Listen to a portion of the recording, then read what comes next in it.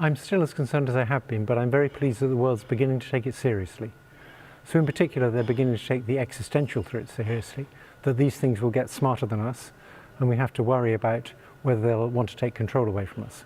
That's something we should think seriously about, and people now take that seriously. A few years ago, they thought it was just science fiction. And from your perspective, from having worked at the top of this, having developed some of the theories underpinning all of this explosion in AI that we're seeing, that existential threat is real? Yes. So some people think these things don't really understand. They're very different from us. They're just using some statistical tricks. That's not the case. These big language models, for example, the early ones were developed as a theory of how the brain understands language.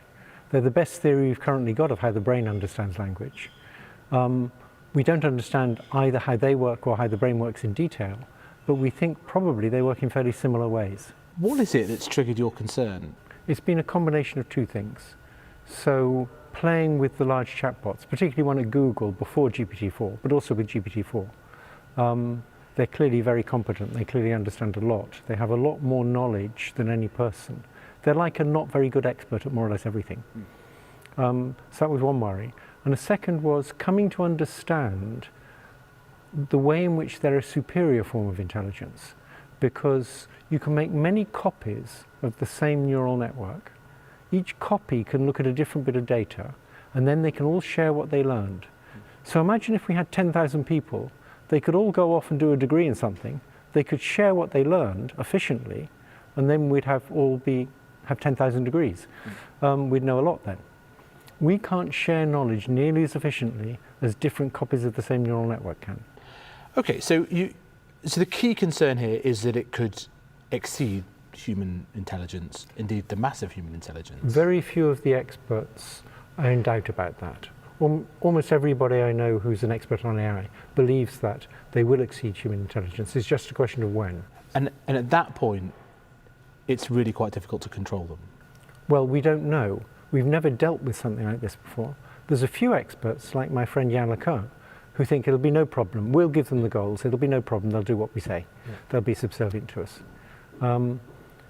There's other experts who think absolutely they'll take control. Given this big spectrum of opinions, I think it's wise to be cautious.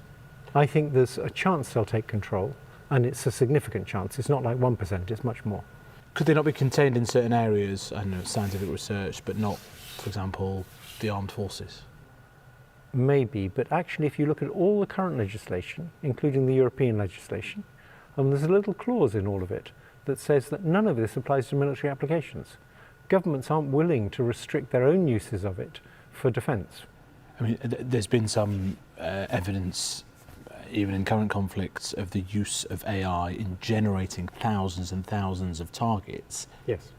I mean, that's happened since you started warning about AI. Is that the sort of pathway that you're concerned about? I mean, that's the thin end of the wedge. What I'm most concerned about is when these things can autonomously make the decision to kill people.